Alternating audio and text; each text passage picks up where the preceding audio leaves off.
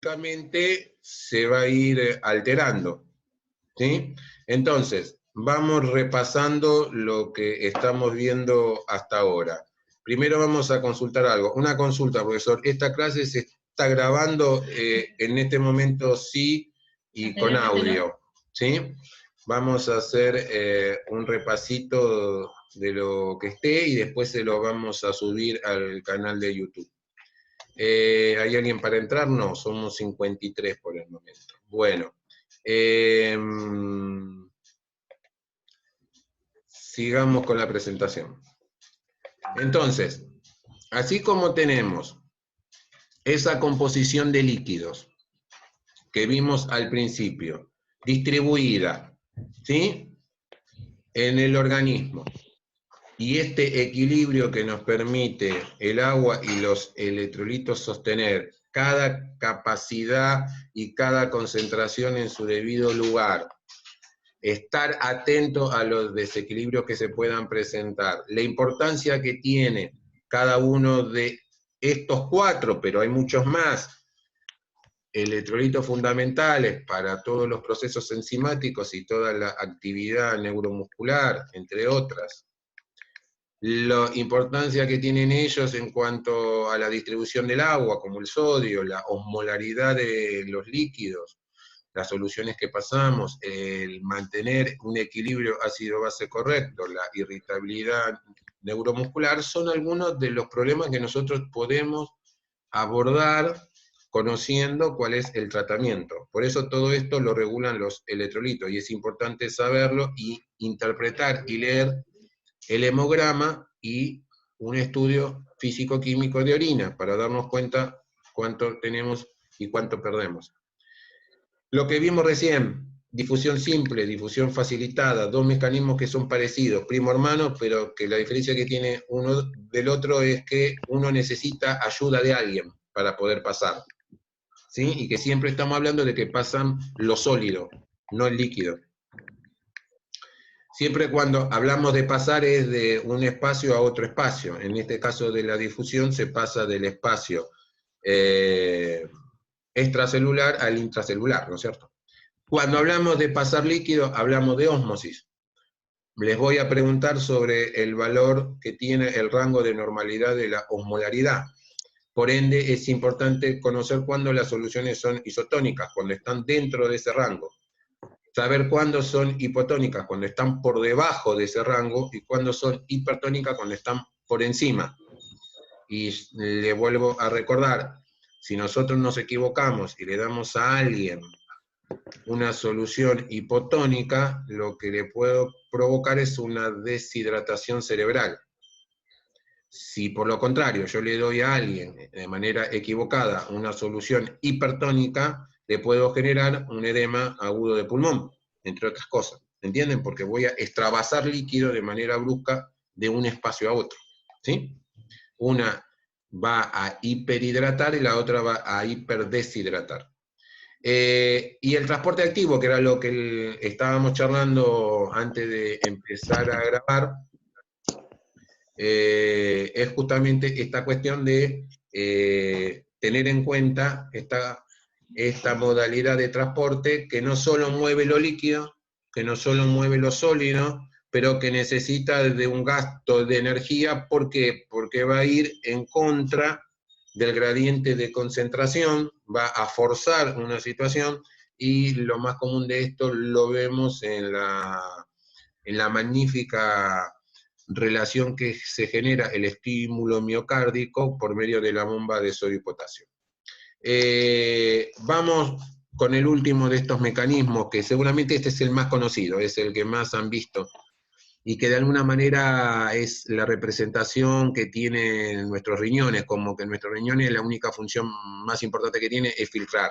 No es esa. Tiene varias funciones, endocrinas, excretoras y demás, pero la filtración, sin lugar a duda, es muy compleja en el riñón, porque a medida que permite filtrar, también reabsorbe, ¿sí?, lo que necesita conservar. Entonces, para eso necesita de mucha información que se la dan los receptores que tienen a diferentes niveles, y esos receptores le permite saber cuándo tiene que hacer una cosa, cuándo tiene que hacer otra. Pero la filtración habla de que se filtran, por un lado, el paso de agua y de aquellas sustancias que necesariamente las tenemos que eliminar porque son sustancias de desecho. Lo que el riñón no debe hacer es dejar salir nuestros nutrientes o nuestros elementos que son, de alguna manera, necesarios para poder cumplir con todas las reacciones que el organismo necesita hacer. Digamos, no es normal que un riñón deje salir sangre, no es normal que un riñón deje salir albúmina, no es normal que un riñón deje salir agua de manera excesiva, ¿sí? Porque todas esas situaciones van a ser perjudiciales. O no es normal que deje salir glucosa, porque la necesitamos como fuente de energía. Entonces, para que el riñón pueda filtrar de manera adecuada, tiene que tener una estructura normal, ¿sí? Es como un colador. Los agujeritos del colador tienen que ser todos perfectos y estar en una situación normal de una membrana que es semipermeable. Entonces, necesita de la ayuda del corazón. El corazón le va a asegurar al riñón volumen y presión, que son las dos situaciones externas que pueden complicar la función del riñón, que es lo que se conoce como alteraciones extrarrenales, son por fuera del riñón. Un corazón enfermo, a la larga, va a provocar también alteraciones al nivel renal, entre otras cosas, como va a traer también alteraciones en el pulmón, ¿sí? Entonces, necesita fuerza de contracción, ¿sí? Necesita presión hidrostática, ¿sí? Que es la presión del agua. Necesita poder filtrar a un determinado ritmo, ¿sí? Por eso se habla de una tasa de filtración. Por eso es importante cuando el médico está con dudas de ver cuánto filtrás y qué filtrás, te pide que lleves la acumulación de 24 horas de tu orina. ¿Por qué? Porque quieren ver en 24 horas cuánto es lo que vos orinaste, qué es lo que salió de esa acumulación y si están dentro de los parámetros normales lo que estás excretando, ¿sí? Esa es una manera de saber cómo está filtrando ese corazón, ese riñón, mejor dicho. Bien. Ahora tengo un problemita que no se me deja ver el power. Por ahí eso es lo que la compañera decía, que estaba viendo la... Entonces voy a salir, voy a compartir acá, estoy compartiendo este, voy a ir a este otro, a ver, por ahí entré. Y voy a ver si este me permite, por ahí es una cuestión mía. No, no, eso no. Vamos a tratar de resolverlo. No hay problema. Yo lo voy a poder abrir de esta manera. Voy a ir acá, voy a ir a buscar el material. Directamente abro donde tengo el material y me abro el PDF directamente. Entonces, como le estábamos recordando, hasta ahí llegamos con los mecanismos que comúnmente el organismo necesita para ir regulando, ¿sí? El equilibrio y las necesidades metabólicas en cuanto a la necesidad de agua, a la necesidad de los electrolitos. Ahí se está viendo la pantalla de vuelta. A ver, no sé si se me cayó la señal de Wi-Fi porque se me abrió una pantalla. ¿Se está viendo la pantalla de fondo o no están viendo nada? Sí. ¿Qué es lo que estás viendo ahí? Decime lo que vos estás viendo. Abajo está el power y ahí apareció inicio de sesión. Está bien, perfecto. Y ahí quedó el power, ¿no? Quedó... Sí. Perfecto, muchas gracias. De alguna manera me haces de monitor porque si no tengo que estar, digamos... Oh, se me fue. ¿Qué pasó? Ah, acá.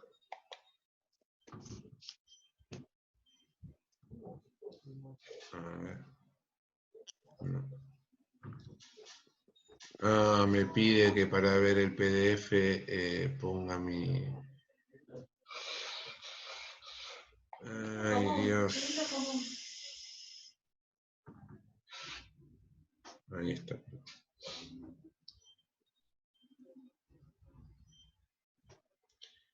Disculpen que... Pero lo que viene ahora es justamente trabajar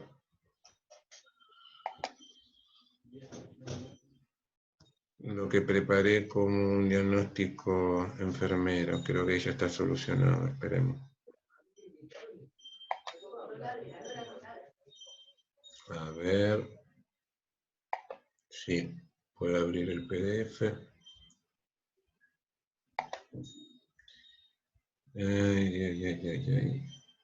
Acá está.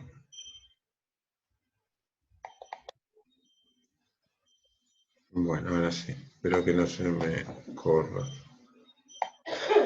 Bueno, nos habíamos quedado con estos mecanismos. Estos ya los habíamos visto. Y ahora...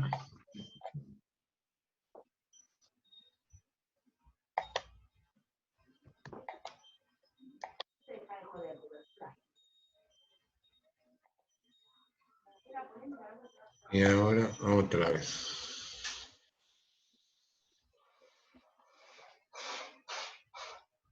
Bueno, a ver si puedo llegar a la pantalla que quiero. Acá quedamos en filtración. A ver si me pasa a la pantalla siguiente. Sí, pasó, menos mal. Bueno, acá tienen de alguna manera con esta filmina, no sé si ven acá que dice cómo se regulan los líquidos. ¿Están viendo esa? ¿Cómo se regulan los líquidos? ¿Sí? Dice los principales reguladores de líquidos, de alguna manera necesitamos tener la osmolaridad de los líquidos, el volumen sanguíneo, un volumen de líquido extracelular y el pH de la sangre, ¿no? Eso de alguna manera es el trabajo que el riñón tiene fuertemente y hay mecanismos que ayudan al riñón a sostener esta función, que es lo que ustedes tienen al costado, ¿sí? Digamos, la sed, sin lugar a duda, es un mecanismo fundamental que hay que estar atento a ver si la persona tiene alterado ese mecanismo de la sed, porque a veces está inhibido o a veces está exacerbado, ¿no? Como pasa en el diabético. El diabético tiene una necesidad de tomar, de una polidixia, de tomar mucho líquido, porque está con una diuresis osmótica, porque también tiene una poliuria muy aumentada, entonces pierde mucho líquido. Entonces el organismo está compensando permanentemente, porque la información que le llega es que en el espacio intracelular está deshidratado, entonces por eso está permanentemente aportando y permanentemente perdiendo, ¿sí? La sed es un mecanismo fundamental, tenemos que estar muy atentos, sobre todo con los adultos mayores. Hay una hormona que la segrega una glándula que es la hipófisis, eso después lo vamos a ver mejor en endocrino, que es la hormona antidiurética. El riñón tiene un controlador que le avisa que, ojo, está dejando salir demasiado líquido, entonces sale una sustancia que inhibe, cierra, de alguna manera, o frena el filtrado de ese riñón para que no se genere más orina, porque si no, seguís perdiendo agua y te deshidratás muy rápido.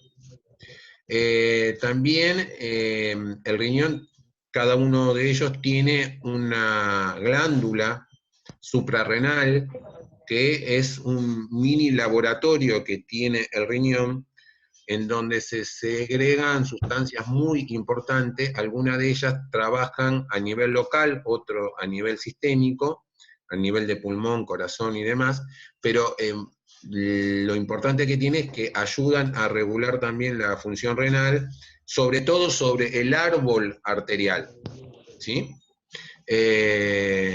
Y por último, como yo les mencionaba, un mecanismo que es, de alguna manera aporta volumen y aporta presión es el corazón. Entonces, lógicamente que el riñón va a poder filtrar mejor si tiene una presión diastólica y sistólica acorde, ¿sí? Por eso vemos que las personas hipotensas, por lo general, le baja el ritmo diurético. Entonces, cuanto más hipotenso esté tu persona, menos diuresis va a poder tener, ¿sí? Y también el calibre de esos vasos y la permeabilidad de esos vasos, ¿sí? Todas esas cuestiones son importantes para el riñón, ¿sí? Hasta acá no le conté nada que ustedes no supieran o que no hayan visto en otras materias, en otros momentos. Por ahí esto puede ser que lo hayan visto o no, pero vieron que yo les mencioné varias veces el equilibrio ácido-base. Así como yo les digo que les voy a preguntar sobre la osmolaridad y su valor, acá tenemos que empezar a memorizar o hacernos un mapa conceptual con respecto al pH. En primer lugar, ¿qué se entiende por pH? A mí me gustaría que ustedes salgan de esta materia, que si alguien les pregunta pH, ustedes no se confundan con el programa de Canal 11, que de Podemos Hablar, sino que le pueden decir, bueno, el pH es la concentración de hidrogeniones, es un logaritmo inversamente proporcional a la cantidad que representa. ¿Qué quiero decir con esto? Que el rango en el que se mide el pH de los líquidos, de todos los líquidos que tenemos en el cuerpo, tiene un valor de la cantidad de hidrogeniones que tiene ese líquido. Y se mide de 1 a 14. Quiere decir que no hay ningún líquido que tenga 0. ¿Entienden esto? Por eso se mide de 1 a 14. ¿Sí? Entonces, hay un valor en el medio que es 7. Ese es el valor neutro. ¿Sí? Todas las soluciones que estén por debajo de 7 se las considera ácidas. Hay más ácidas y menos ácidas. ¿Sí? Un líquido que tenemos en el cuerpo, en una determinada zona, que no debe salir de ahí, porque si no provoca enfermedades que vamos a ver en el aparato digestivo, es el líquido gástrico, por ejemplo. El líquido gástrico tiene un pH de 5,2, 5,3, ¿sí? De pH. ¿Mm? Y la sangre, que es otro líquido importante, que tenemos en el espacio intravascular, únicamente en el espacio intravascular tiene que estar la sangre, tiene un pH que es más alcalino, ¿no? Tiene una tendencia levemente más alcalina porque está entre el pH de la sangre arterial, me refiero, está entre 7,35 y 7,45. Entonces, cada líquido corporal, cada uno de esos humores, tiene un pH diferente. Y las mucosas y las estructuras están preparadas para ese pH. ¿Está claro esto? Entonces, lo que yo les pido es que se aprendan el valor normal del rango en el que se mide el pH, qué significa pH, ¿sí? Y cuál es el valor de la sangre arterial, ¿sí? No significa que también pueden aprenderse, y que está dentro de la unidad, cuál es el pH de la orina. El pH de la orina es un pH ácido. Y el cambio del pH en la orina también es sinónimo de patologías. ¿Está claro esto? Entonces, cada líquido tiene un determinado pH. Es importante conocer de aquellos fluidos, como el líquido cefalorraquídeo, como la bilis o las sales biliares, digamos, hay diferentes tipos de líquidos que son importantes conocer cuál es su pH en condiciones normales. ¿Y qué les voy a pedir a ustedes para esta materia, en este tema, en el parcial y cuando lo charlemos en un PAE? El profesor dijo que si éramos menos de 7 es ácido y si es más es alcalino. Por debajo de, si es menos de 7 es ácido, por arriba de 7 es alcalino. Y que la sangre arterial es levemente alcalina, la arterial, porque la venosa tiene un pH diferente, y que de alguna manera es importante conocer cada uno de ellos. En cuanto a qué quiero que recuerden de este tema, que después lo vamos a ver dentro de 2 años más en profundidad en cuidados críticos, pero para lo que nosotros vamos a ver, lo mínimo que quiero que puedan retener son cómo se denominan las alteraciones. ¿Qué nombre lleva las alteraciones del desequilibrio ácido-base? Entonces, los nombres que llevan son 2, acidosis o alcalosis. ¿Está claro? Cuando se habla de estos 2 términos, cuando estamos hablando de un desequilibrio, y se utiliza, para saber esto, el pH de la sangre arterial. Se toma un fluido, una muestra de sangre arterial, se le analiza, se le hace una gasometría, y se ve el comportamiento de los gases dentro de esa sangre. ¿Tá? Y de las concentraciones de hidrogeniones en esa sangre y de los desequilibrios ácido-bases de esa sangre. ¿Sí? Entonces, conocemos estas 2 alteraciones, que ustedes lo pueden diagnosticar fácil solamente con el valor del pH. Lo que es un poquito más difícil es darse cuenta cuál es la causa. ¿Cuál es la causa principal que está provocando este desequilibrio ácido-base? Si es respiratorio o si es metabólica. ¿Sí? Hay 2 posibilidades de saber cuál es el origen de cada uno de los 2 desequilibrios, o acidosis o alcalosis. ¿Está claro esto? ¿Sí? Acá ustedes ven en la gráfica que tienen que cuando habla de un desequilibrio, ya sea de acidosis o de alcalosis respiratoria, es cuando habla específicamente del comportamiento del dióxido de carbono. Eso que ven con CO2 es el dióxido de carbono. ¿Sí? En la gasometría se ve si el dióxido de carbono está alterado o no está alterado. Y en el caso de lo metabólico se ve el comportamiento del bicarbonato. Si está alterado, ¿no? Si está disminuido o si está aumentado. ¿Está claro esto? Y hasta ahí yo me conformaría con ustedes, porque nosotros vamos a ver los cuidados mínimos y los cuidados moderados. ¿Sí? Bueno, acá ustedes pueden ver estos 3 elementos que yo le estaba mencionando. El pH, el bicarbonato, ¿sí? Y la presión parcial de oxígeno. Mejor dicho, la presión parcial del dióxido de carbono. El aparato respiratorio regula la salida del dióxido de carbono. ¿Sí? Nosotros cuando exhalamos, sacamos dióxido de carbono. ¿Sí? Y muchas veces las personas empiezan a respirar más rápido para sacar el exceso que tiene de dióxido de carbono. ¿Sí?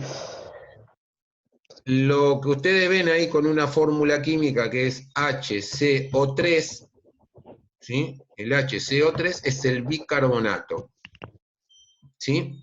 El bicarbonato, ¿sí? Si ustedes por ahí recuerdan algo de química, van a ver que el bicarbonato tiene sumada a la estructura del dióxido de carbono el agua. ¿sí? Una molécula de agua, ¿sí? Entonces, el riñón es el encargado de generar ese bicarbonato, ¿sí? Y por ahí de las palabras que le pueden sonar más extraño, que en la unidad lo pueden leer más en profundidad, es el sistema buffer, ¿sí? Ahí escrito buffer, ¿sí? El sistema buffer es el amortiguador, cómo con sus receptores químicos va favoreciendo de alguna manera la complementación y busca el equilibrio, ¿sí? Para que se puedan ir dando esta regulación de estos valores que comúnmente el hígado, el riñón y los demás órganos van aportando desde sus diferentes funciones y la respiración para mantener esta situación en equilibrio, ¿sí? Yo me conformaría con esta estructura mínima que ustedes puedan recordar e interpretar. No les voy a pedir valores de gasometría, porque eso lo vamos a ver en cuidado crítico, pero sí que puedan responderme lo del pH como mínimo, ¿sí? El valor del pH en la sangre arterial y el valor del rango de cómo se mide el pH de 1 a 14, todos los líquidos. ¿Está claro? Si yo quiero hacer un repaso general de lo que hemos visto hasta ahora, que ustedes me puedan, que yo les pueda preguntar a ustedes, bueno, ¿cuál es la función del riñón? ¿Sí? Entonces, lo fundamental del riñón es que nos conserve las proteínas, que no las deje salir. Porque las proteínas son esenciales para nuestro cuerpo. No podemos perder proteínas, ¿sí? Un riñón que pierde proteínas es un riñón que está muy enfermo. Formar buena orina. Y formar buena orina no es solamente que tenga líquido, ¿sí? Que tenga color, que tenga el olor característico, que tenga un pH adecuado, que tenga la cantidad de desechos metabólicos que debe tener para que no se acumulen en el organismo. ¿Está claro? Que no tenga nutrientes, digamos, que no pierda glucosa. ¿Entienden esto? Quiere decir que necesitamos una orina que sea de calidad. Por eso los invito, así como después vamos a ver en cardio, de poder interpretar algo del electro sin ser cardiólogo, pero que podamos reconocer algunas cuestiones en el electro o en una placa radiográfica cuando veamos respiratoria, es importante ver esta cuestión de ver cómo ustedes con muy poquito conocimiento pueden interpretar cómo es el resultado de una orina, ¿sí? Y eso lo tienen en la unidad. Acá pregunta Jonathan, perdón. Adrián, una pregunta, profe, con respecto a los valores, muchas veces cambian los números en diferentes libros y nosotros no estudiamos cómo es la del PDF. Mira, es cierto, porque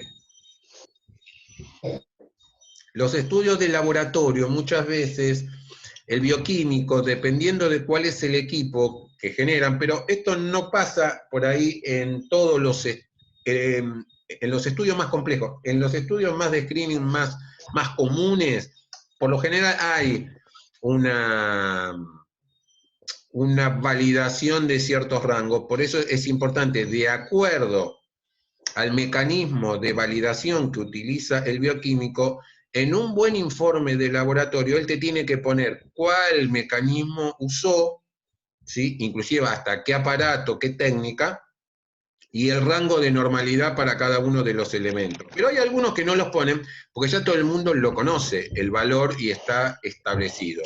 En la unidad 1 tienen la información común que van a encontrar en la mayoría de los casos de qué es lo que se espera de una orina completa y cuáles son los valores normales, que es lo que estamos charlando en esta presentación.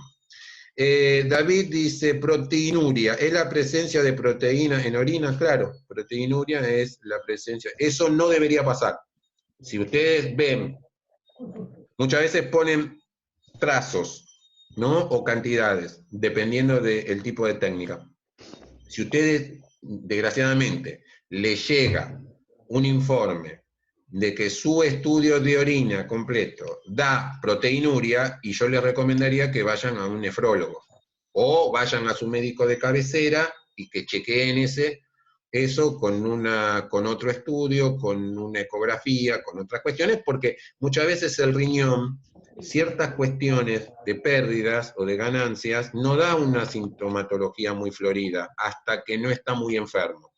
¿Está claro esto? Entonces, es importante que para sus familiares, para sus amigos y todo lo demás, si le acercan un estudio de orina, ustedes puedan mínimamente interpretar algún cierto riesgo y poder darle la información de que vayan al médico que lo solicitó y que lo haga ver. Todo estudio tiene que ser visto por el facultativo que lo pidió. El riñón tiene que formar buena orina, tiene que regular bien tanto el agua como todos los electrolitos, por eso que no podemos perderlos, porque son valiosos. Tiene una importante función hormonal, que era lo que yo le mencionaba antes con la suprarrenal, tiene función respiratoria, tiene estimulación respiratoria, cardíaca, sistémica, interviene en muchos procesos, ¿sí? En procesos sistémicos, hormonales. Cuando veamos endocrino, vamos a ver lo importante que es la función hormonal del riñón. Lo que mencionamos antes, esto del pH, ¿no? Mantiene el equilibrio, esto que es fundamental, porque es el laboratorio de alguna manera, ¿sí? Y lógicamente, así como quiero que conserve lo más valioso, o una de las cuestiones más valiosas que tenemos, que es la proteína y los nutrientes, también quiero que deseche todo lo que generamos las 24 horas y que no lo podemos acumular en el cuerpo, ¿sí? Por eso, en los estudios se pregunta, bueno, ¿qué valor de creatinina tiene? ¿Qué valor de nitrógeno tiene? ¿Qué valor de ácido úrico tiene? Bueno, son todas cuestiones que son productos de desechos de las proteínas, de los hidratos de carbono, de las grasas, que son importantes tenerlas en cuenta, o cualquier otro elemento que sea perjudicial lo tiene que eliminar. El ácido láctico, por ejemplo. Hay infinidad de cuestiones que son sustancias que se generan después de un proceso como resultado final y que no se pueden mantener en el organismo y uno lo tiene que eliminar. Algunas se eliminan por riñón, otras se eliminan por la piel, otra por la respiración, otra por la materia fecal, pero bueno, las que tienen de alguna manera su excreción renal, es fundamental chequearlo para que esta situación se dé de manera fisiológica y correcta. ¿Está claro? Entonces, el riñón tiene una función fundamental. Por suerte tenemos dos. Y esto que tengamos dos, muchas veces pasa que una persona se entera que uno de los dos riñones le está funcionando mal, a veces de casualidad, porque el otro riñón que le funciona bien puede hacer la tarea de los dos. Entonces, en una situación como un embarazo, o en una situación de una enfermedad, se dan cuenta que hay un riñón que no le está funcionando desde hace tiempo, y bueno, es importante por eso las ecografías renales dentro del chequeo de salud, ¿no? Porque hay muchas situaciones que son asintomáticas. Bien.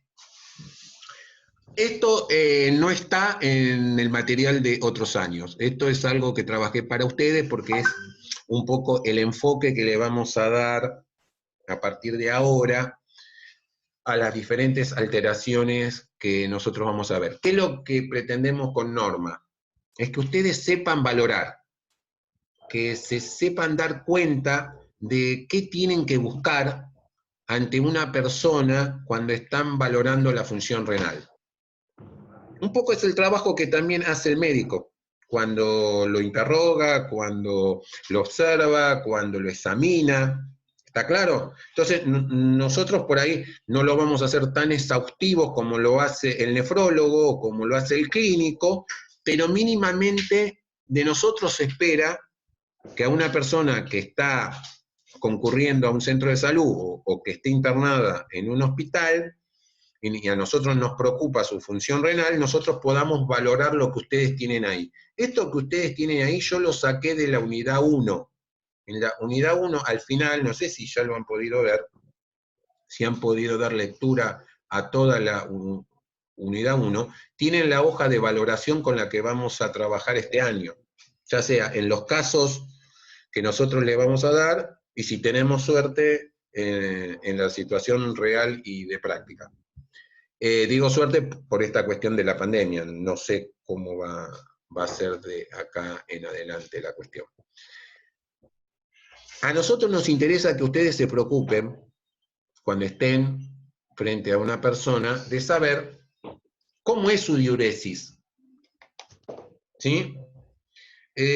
Acá me consulta, una orina de 24 horas, lo que podemos ver es cuánto descarta, digamos, todo lo que el riñón, claro, toda la producción en 24 horas, en algunas situaciones el médico necesita saber, bueno, ese riñón durante todo tu día, cómo está funcionando. ¿Sí? Entonces se le pide a la persona que junte, a veces son 2 litros, a veces es 1 litro, a veces son 3 litros, y lógicamente que van a sacar el volumen, van a sacar la sedimentación, van a sacar la concentración de solutos, tanto como les mencionaba antes, si está perdiendo proteínas, si no pierde proteínas, si está perdiendo glucosa, si no pierde glucosa, si hay algún agente patógeno, qué tipo de desechos metabólicos hay, en qué cantidad. Es un estudio importante que se pide muchas veces en algunos casos en particular. No a todo el mundo se le pide de 24 horas. ¿Sí? La diuresis. ¿Qué es importante que ustedes busquen en el diccionario? Todas estas palabritas que no entiendan acá. Estas ya tienen que ser palabras que ustedes incorporen a su vocabulario. Cuando el instructor le pregunte sobre la valoración renal, la persona que vos estás cuidando presenta alguna alteración, vos le puedes decir, puede presentar disuria, puede presentar polaquiuria, puede presentar oliguria, poliuria, nicturia, glucosuria, proteinuria. Esas son todas palabras que ustedes ya tienen que empezar a manejar, a conocer. ¿Está claro? Y también le pueden decir, mire, recién descarté su orina de la bolsa o del recolector orinal o del recipiente femenino, de donde sea, y valoré que el color es normal o no, el color estaba alterado, es bilioso, es coliúrico, es hematúrico. ¿Entienden esto? Digamos, los colores también muchas veces cambian de acuerdo a los elementos que están en la orina. Entonces, cada uno de ellos tiene un nombre en particular. Eso es importante que ustedes lo vayan incorporando. La persona me manifestó que tuvo diuresis nocturna, eso se conoce como nicturia. La persona me comenta que va muy frecuentemente, que hace pis muy frecuentemente, que tiene una diuresis, eso es poliuria. Y si no, puede ser que la persona le refiere que casi nunca, eso es oliguria. Entonces, bueno, todas estas cuestiones es importante que ustedes manejen estos nombres. O que le arde cuando micciona, eso se llama disuria, dificultad, dolor. Bueno, estas son las terminaciones que necesitamos. ¿Qué es el término de puño percusión lumbar? ¿Por qué se percute? No sé si alguna vez en un examen físico un médico le percutió al nivel del cinturón en ambos flancos. Eso lo que está buscando es una reacción, se dice que es positiva cuando tenés dolor. Y muchas veces puede ser por una alteración renal. ¿Sí? Es negativa cuando no genera dolor la puño percusión. También nos interesa que ustedes valoren si la persona que ustedes están cuidando usa pañales o tiene algún tipo de colector. En el caso de los hombres hay colectores y en el caso de los chicos también, recolectores de orina, ¿sí? De diferentes tipos. ¿sí? Que muchas veces se utilizan de forma externa.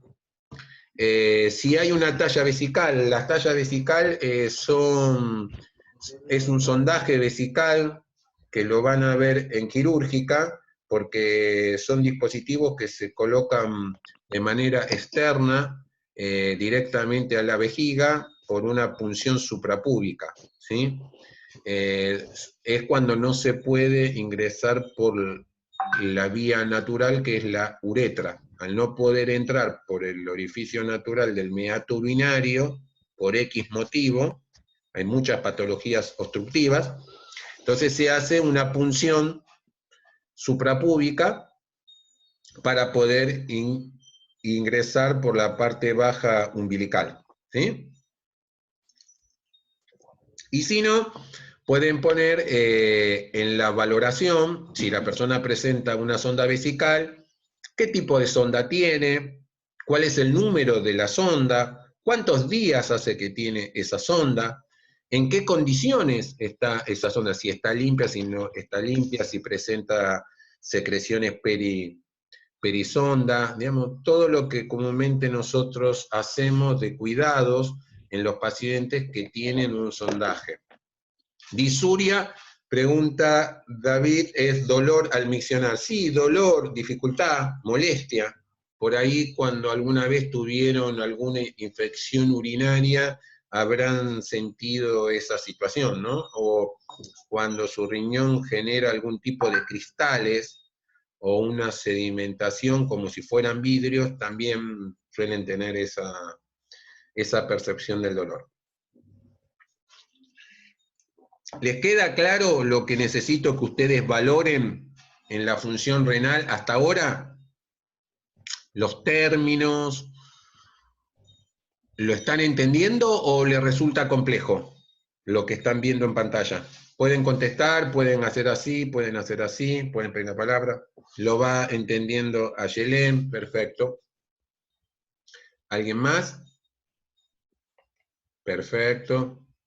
¿Todos lo van entendiendo? Acá Laila levantó la mano. ¿Podés hablar, Laila? Tenés tu micrófono. Te escuchamos. Laila, ¿me escuchás? ¿Habla?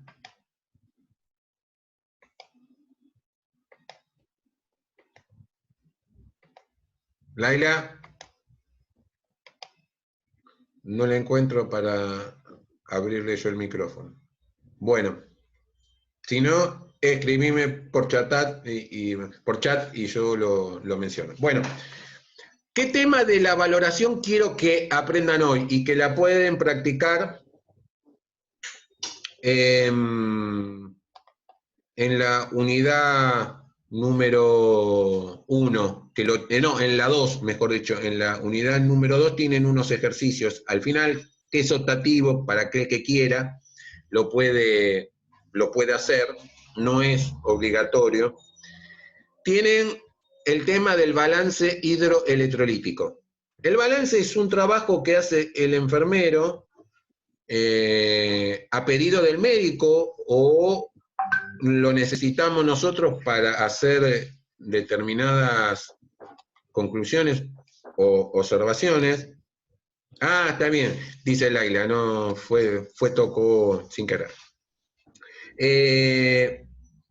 Lo que vemos que un balance es tratar de tener una idea lo más aproximada posible de cuánto es lo que ingresa y de cuánto es lo que sale. Así que si alguna vez cursaron contabilidad, le va a venir muy bien.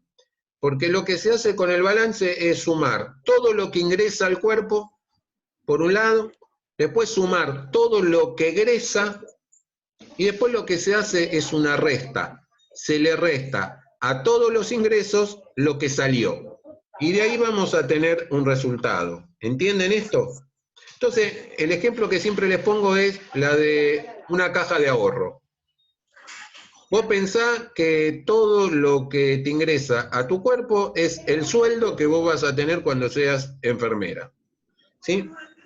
y que supuestamente si vos dejás tu sueldo ahí, el banco te va a dar un interés. ¿Está claro? Ahora, si vos no sacás plata o sacás muy poca, el balance que vos tenés a fin de mes es positivo. ¿Por qué? Porque te queda plata en tu cuenta. Ahora, si es lo contrario, el sueldo que vos conseguís y el interés que vos conseguís, te lo gastás todo en ropa a los 2, 3 días, el banco te va a decir que tu balance es negativo o que no tenés saldo. ¿Entienden esto? Entonces, nosotros tenemos 3 posibilidades con las personas, ¿sí? A la hora de decir cuál es el resultado del balance. Un balance positivo es aquel que ingresa líquido y sale menos cantidad de líquido de lo que ingresó. Entonces, al salir menos, queda más líquido en el cuerpo. Eso es un balance positivo. Por ejemplo, en el caso de una persona deshidratada, yo necesito que el balance sea positivo, porque tiene que reponer el líquido que le falta. ¿Entienden esto? En una persona que está con edemas y que tiene mucho líquido en los terceros espacios, y yo le tengo que sacar líquido, lo que el médico me va a pedir es que yo trate de lograr de manera pausada y de manera continua un balance negativo. Quiere decir que ingrese poco y salga más. ¿Entienden esto? ¿Sí? Y el tercer resultado que podemos tener es un balance neutro. Un balance neutro es que yo hago la resta y el resultado que me da es 0. ¿Entienden esto? Entonces, tengo 3 posibilidades de balance. Un balance positivo, un balance neutro o un balance negativo. ¿Sí? Y muchas veces, no lo vamos a ver ahora en cuidados mínimos o en cuidados moderados, pero hay en situaciones muy específicas de personas con insuficiencia renal que necesitamos tener un control muy estricto de estos balances. ¿Sí? ¿Está claro? Entonces muchas veces se nos piden balances parciales, balances por turno. Vamos a ver cómo va mi turno, porque no puedo después en otro turno recuperarlo de todo el día y corregirlo todo, sino que yo tengo que ir viendo qué es lo que estoy haciendo mal que no me está permitiendo llegar al resultado que yo quiero. Entonces muchas veces vamos haciendo cierres del balance de manera parcial. ¿Sí? Con la finalidad es Decilo vos, vení, entrá y decilo. ¿Qué? ¿Con finalidad de qué? lo que explica lo que puede tomar. Bueno, acá lo que Norma me comenta, que en los casos por ahí más críticos, en donde en una persona con insuficiencia renal crónica, por ejemplo, que se dializa, una vez que la persona sale de la diálisis, sale con las pautas y las indicaciones de cuánto es lo que puede tomar. Y lógicamente que esa persona, para no sufrir complicaciones, tiene que respetar esas situaciones. Entonces muchas veces, de acuerdo a si pudo excretar 500 mililitros, lo que va a poder tomar fraccionado en todo el día son 500 mililitros, o 600, o 700. Digamos, hay una restricción de líquido. Y cuando hablamos de líquido, hablamos de todos los líquidos.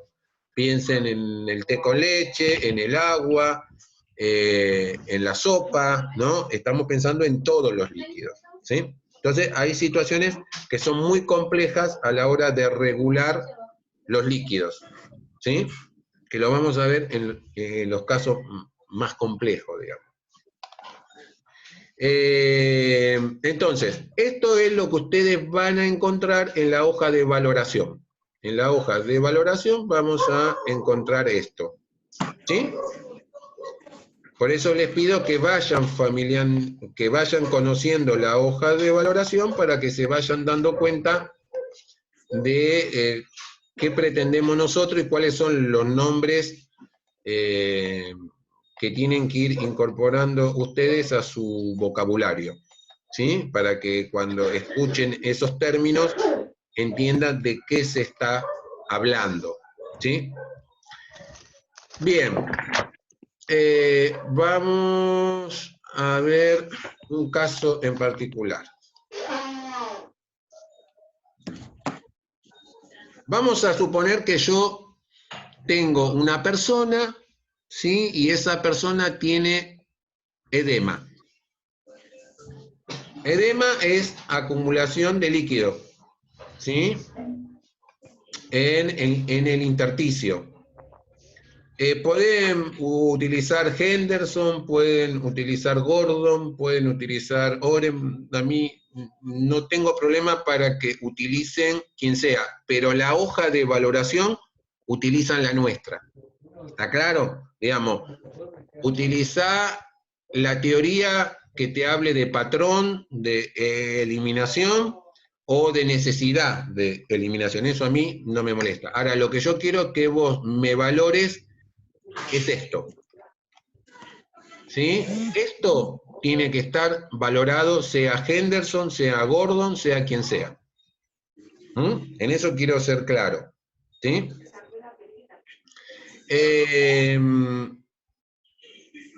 Acá tengo otra pregunta. Perfecto. Me dice que le gusta Henderson, no hay ningún problema. El edema. Ustedes ven, observan que la persona tiene, en los miembros inferiores, tienen edema. ¿Qué es el edema? Lo vamos a sacar por el ático. Pero bueno, se lo anticipo. Es ese líquido extravasado de un espacio a otro que se acumula en el espacio intersticial. Ese es el edema del cual estamos mencionando ahora, porque hay muchos edemas. Todos los tejidos se pueden edematizar. Yo lo que estoy hablando ahora es del tejido subcutáneo, de la piel, de una de las capas de la piel. Es donde nosotros vamos a ver esta manifestación. Y en la valoración que yo estoy haciendo, cuando estoy haciendo el examen físico, me doy cuenta que es en un miembro y no es en los dos. Es unilateral, es en el izquierdo. Y yo puedo en algunos casos utilizar una clasificación. Entonces, en el caso del edema, tenemos que se clasifica en 4 grados, y en este caso, después de valorarlo, yo veo que como presenta fovea, la fovea es una situación que se da en algunos casos, en donde yo puedo medir esa depresión, ¿sí? Y me da que es de 2º grado. Entonces, eso yo lo puedo tener, ¿sí?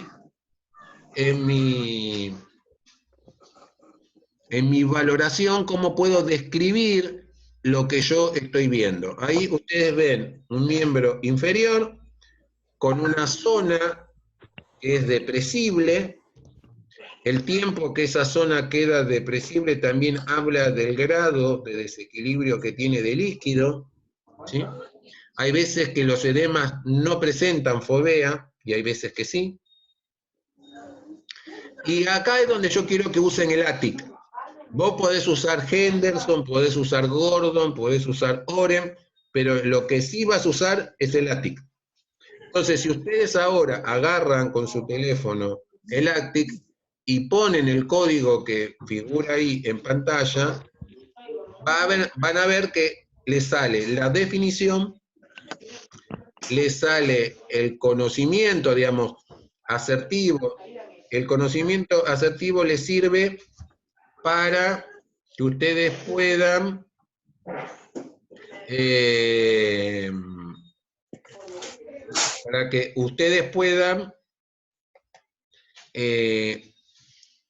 conocer cuáles son las causas que pueden estar presentes en el edema. Y acá, en rojo, ustedes encuentran que hay 4, ¿sí? puede haber un desequilibrio de las presiones. Por ahí hay un nombre que no conocen, que es la presión oncótica, es la presión de las proteínas. Por eso es tan importante cuidar las proteínas y que el riñón no las pierda, porque la presión oncótica es lo que hace que el líquido se quede dentro del espacio intravascular. Si yo pierdo esa proteína, el líquido va a tener tendencia a salir. Por otro lado está la presión hidrostática. La presión hidrostática es la presión que está en el intersticio, haciendo presión para que el líquido del espacio intravascular no salga. Las membranas, en este caso los capilares, tienen una cierta permeabilidad que se puede alterar.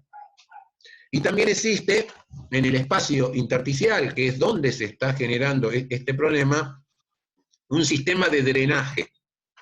¿Sí? El sistema de drenaje del espacio intersticial es el sistema linfático.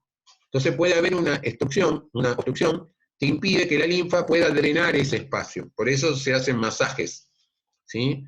Para aliviar esta cuestión. Y más abajo, en el ACTIC encuentran el trabajo que hizo Juve, de alguna manera ella buscó en qué patologías se puede de alguna manera este síntoma estar presente, y de las que nosotros vamos a ver, menciona la glomerulonefritis, el síndrome nefrótico, la insuficiencia renal, ¿no? Hay patologías renales que pueden generar edemas periféricos, como es en este caso, ¿sí?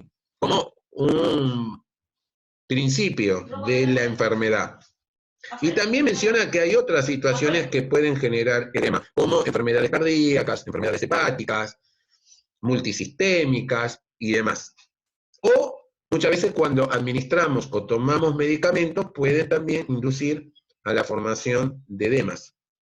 Por eso muchas veces se cambia el antihipertensivo, o se cambia el hipoglucémico, o se cambia un analgésico, y así sucesivamente, por los efectos secundarios que provocan, en alguna persona provoca edema. ¿Sí? También dice que puede coexistir, ahí menciona hipertensión y proteinuria, digamos, en aquellas personas que son hipertensas tienen mayor incidencia de tener edemas. Aquellas personas que pierden proteína tienen mayor coincidencia de presentar edema. Ahí van relacionando, por eso digo que es tan importante el ACTIC, porque el ACTIC te permite interpretar el problema que tenemos y fundamentarlo, ¿sí? Y lo tenés en tu celular y lo podés consultar en cualquier momento. Y también te invita a que puedas consultar otros problemas que están relacionados con el edema, como es la citis, anasarca, edemas crónicos, periféricos, y que es decir, que te permita de alguna manera, si te interesa, hacer una búsqueda de otros problemas que están íntimamente relacionados con estos, o que pueden tener también aparejado estos y otros síntomas más. Entonces, en el caso puntual del edema, en algunos casos, mucho de lo que de las variables que nosotros vemos tienen clasificaciones, digamos. Muchos de los signos y síntomas que nosotros trabajamos como variables de comportamiento están medidas en cuanto a un grado de severidad. En este caso es de manera creciente. El primer grado es menos grave que el cuarto. En otras clasificaciones esto puede estar invertido, pero en este caso no, va en orden creciente. Y acá lo que se ve, en el caso de los edemas con fovea, que son los que presentan mayor cantidad de líquido, porque hay otros que son, atención, que no permiten la deformidad, es, bueno, ¿cuánto es lo que esa depresión, qué profundidad tiene, qué magnitud, y además cuánto tiempo tarda en que cuando yo aprieto, ¿sí?, la piel vuelve a su posición normal? Eso está medido en tiempo, ¿sí? Y en base a eso se puede graficar. Acá tiene, al costadito tiene cruces, y estas cruces ustedes pueden ver que del lado izquierdo está lo que presenta la persona, y del lado derecho está el rango posible, ¿sí? Entonces acá dice que este es 1 de 4. De 4 posibilidades tiene 1. Acá de 4 tiene 2. Acá de 4 tiene 3. Y acá el más grave de las 4 tiene los 4. Así es como se interpreta cuando ustedes escriben. Pueden poner este símbolo o pueden ponerlo así, grado 1. Poner grado 1 o poner 1 barra esto es exactamente igual. ¿Sí? Bien, entonces vimos esto, cómo se valora, vimos la presentación del ATIC, ¿sí? Con respecto a este problema, digamos, enfermero, y ahora ya vamos a ir relacionando lo que vimos en la primera unidad con las siguientes unidades. Nosotros tenemos una manera de hacer el proceso de atención de enfermería que es diferente al resto, por eso le vamos a subir la normativa del PAE, que la tienen en la unidad 1. Vamos a ir practicando como estamos haciendo ahora. Hicimos una valoración, hicimos un listado, que, bueno, con uno solo, que pusimos edema, que es este problema. Ahora vamos a hacer el diagnóstico, ¿sí? Y la planificación, ¿no? Lo que muchas veces lo dejamos a ustedes solos para que ustedes lo hagan, y este año vamos a tratar de trabajar con ustedes los ejes de cuidado que queremos en cada uno de los problemas enfermeros y en cada uno de los diagnósticos enfermeros que queremos que hagan. Porque queremos ver si podemos sacar la mejor planificación entre todos para cada una de esas situaciones, que lógicamente después tiene que estar en sintonía con el caso real que ustedes tengan por delante. Bueno, y acá un poco es lo que preguntaba recién. ¿Voy a usar a Henderson o voy a usar a Gordon o voy a usar a Maslow? ¿A quién voy a usar? Eso se lo dejo a criterio de ustedes, como dice la vedette. ¿Necesidad o patrón? ¿Sí? Digamos, si vas a usar a Henderson o a Maslow, me vas a hablar de necesidades. Yo acá marqué en rojo para que vean la diferencia. Yo le pongo las dos, pero ustedes elijan uno. Y después ponen si está afectado o disfuncional. Eso tiene que ver con la particularidad que la situación presente. Acá pongo que está afectado. ¿Y qué es lo que está afectado? ¿Qué necesidad? La eliminación. El grado de afectado o disfuncional significa si es agudo o si es crónico. Básicamente. ¿El problema cuál es? El edema. El edema es lo que yo tengo que solucionar. Es en lo que tengo que ver cómo armo mi objetivo y cómo llego a ese objetivo, a esa meta, con los cuidados que quiero aplicarle a esa persona. ¿Sí? Entonces, las posibilidades que yo tengo de un problema es que sea ineficaz, déficit, alterado, disminuido. Acá está aumentado. El problema acá tiene puedo marcar los dos si quiere, pero el que más recomiendo que usen es aumentado en este caso. ¿Sí? Y acá copio lo que saco del ATIC. Edema con fovea, porque mi edema, en la valoración que yo vi, les puse que tenía fovea, que tenía esa depresión. ¿Sí? Entonces, utilizo también del ATIC la definición.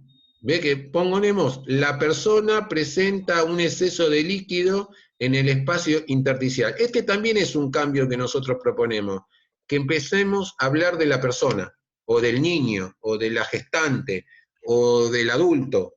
¿Entienden? Digamos que empecemos a hablar de la persona. ¿Qué le pasa a esa persona? Bueno, tiene líquido en el tercer espacio. ¿Cuál de ellos? El intersticial. ¿Relacionado con qué? Bueno, en el mismo ATIC daba varias posibilidades, ¿sí? Y eso es interesante poder leer un poco sobre edema para darnos cuenta si el edema que tiene nuestra persona tiene que ver con un desequilibrio de líquidos, si tiene que ver con una infección, si tiene que ver con un trauma, ¿con qué tiene que ver? ¿Sí? Si tiene que ver con una obstrucción, ¿con qué? Porque dependiendo de cuál es la causa, ¿sí? Esto es lo que voy a poner. Yo puse acá, está relacionado con el desequilibrio entre la presión oncótica del plasma y la presión hidrostática. Supuestamente es un riñón que está perdiendo proteína, ¿sí? Y por ende hay un desequilibrio entre estas dos presiones y hay una extravasación de líquido del espacio intravascular al intersticial. Y de la valoración, ¿qué es lo que yo busco? Que ustedes en la hoja de valoración pongan lo que la persona refiera. Yo puse que presenta dolor, hay veces que el edema provoca dolor, provoca molestia, disconfort, los miembros pesados, fríos. Pueden poner que hay dificultad para controlar los pulsos periféricos, porque al haber más líquido comprime más las arterias, entonces hay mayor pérdida de temperatura, de sensibilidad, ¿sí? Está más edematizado. Entonces yo ahí pongo los datos que me parecen a mí que tengo de mi valoración, pero pueden ser muchos más. Entonces, esta forma de presentar es la forma de presentación que ustedes tienen en la planilla de planificación. Entonces, ahí tienen un ejemplo de cómo ustedes van a ir a trabajar los diagnósticos más comunes que tienen las alteraciones renales, que es la tarea que les voy a dar después cuando terminemos renal. Que cada uno trabaje de esta manera que yo le estoy dando, ¿sí? Una hoja de planificación sobre un problema renal que enfermería puede trabajar, que tiene que reconocer y que puede abordar. Una de las cuestiones que nos parece importante, y eso se lo remarcamos en nuestra normativa, es cómo elaboramos el objetivo. El objetivo tiene que ser medible, ¿sí? Tiene que marcar primero una acción, ¿no? Que es disminuir o aumentar, en este caso es disminuir, o lograr, o lo que sea, pero tenemos que marcar una acción que queremos conseguir. En este caso va a ser disminuir. ¿Qué es lo que voy a querer disminuir? Y yo acá podría haber puesto pasar de segundo grado a primer grado, o puedo poner que quiero disminuir la circunferencia de ese empeine o de la pierna 2 centímetros, porque muchas veces los edemas yo puedo medir el diámetro del edema para darme cuenta si disminuye o no. ¿Y en qué tiempo? Y lo quiero lograr esto en 24 horas.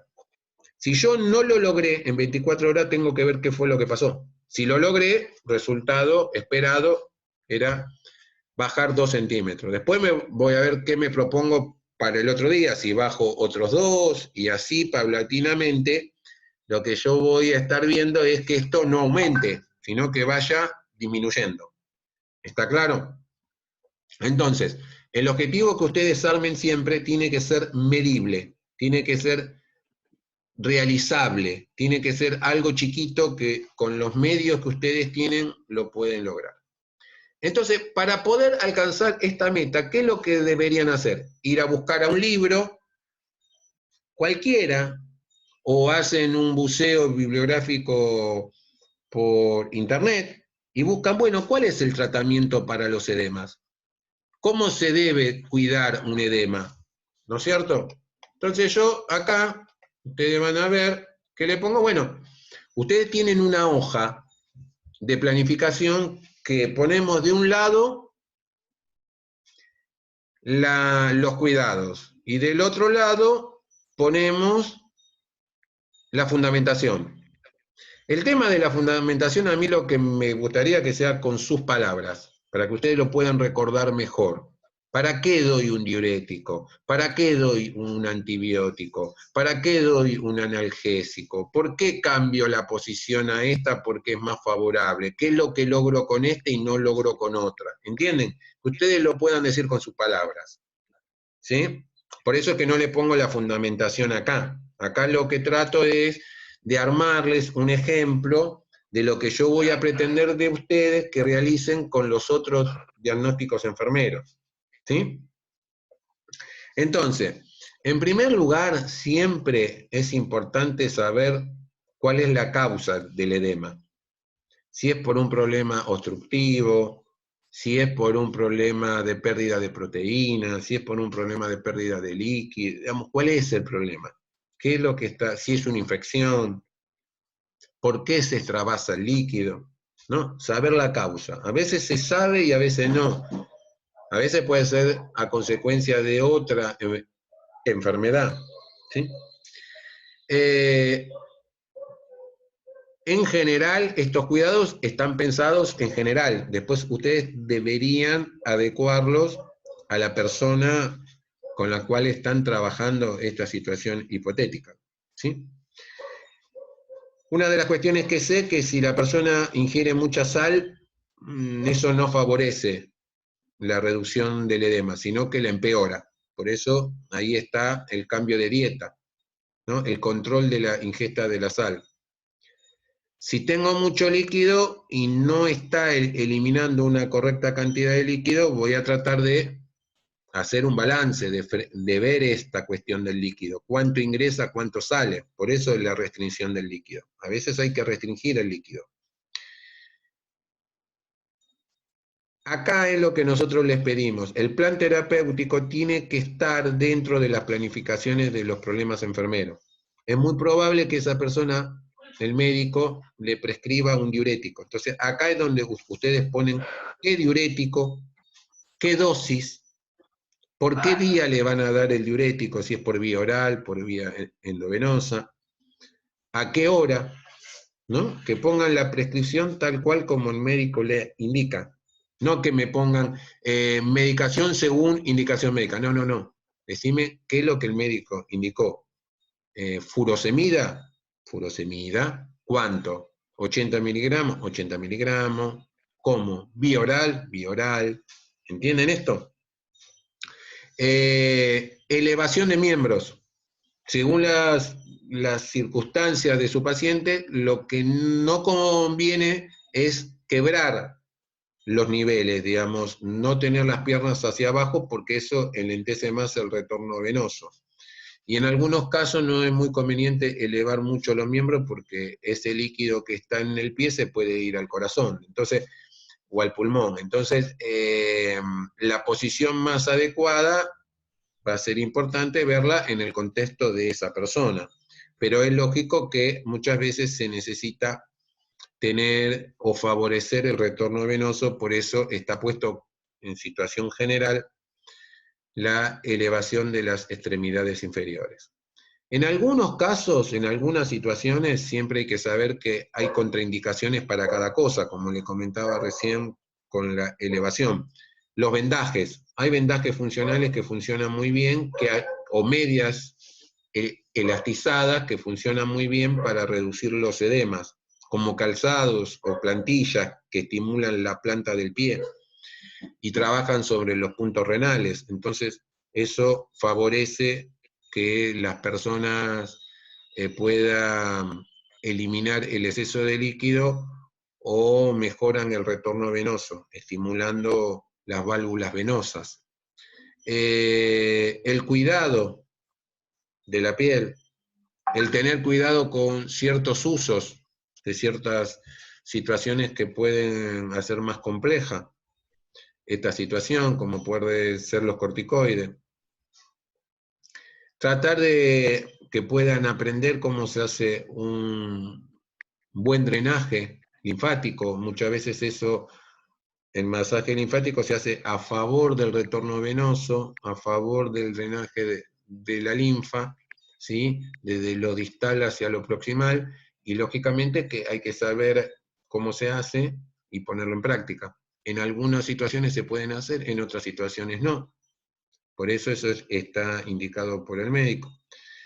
Los vendajes compresivos, hay diferentes tipos de vendaje. El compresivo, lógicamente todo vendaje compresivo hay que controlar los pulsos, hay que sacarlo, hay que volver a ponerlo, ¿no? Lleva un trabajo. O el vendaje neuromuscular, que es el que comúnmente se le hace a los deportistas, que ustedes ven que son unas vendas que tienen pegamento y que se colocan sobre el tapping que se coloca sobre la fascia del músculo, desde donde se inserta, desde donde está hacia donde se enclava.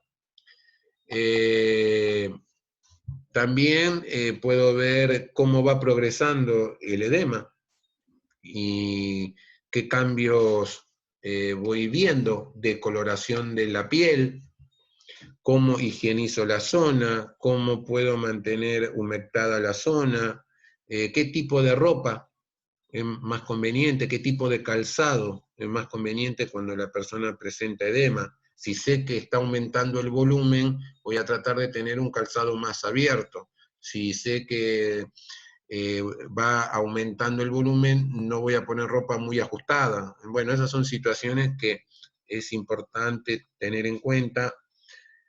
¿Qué no hacer en el caso de un edema? ¿No? Muchas veces las personas se equivocan y hacen un baño con agua caliente, y al tener el edema eso lo que hace es que complejiza más el retorno venoso, porque lo enlentece más, porque se dilatan también las venas.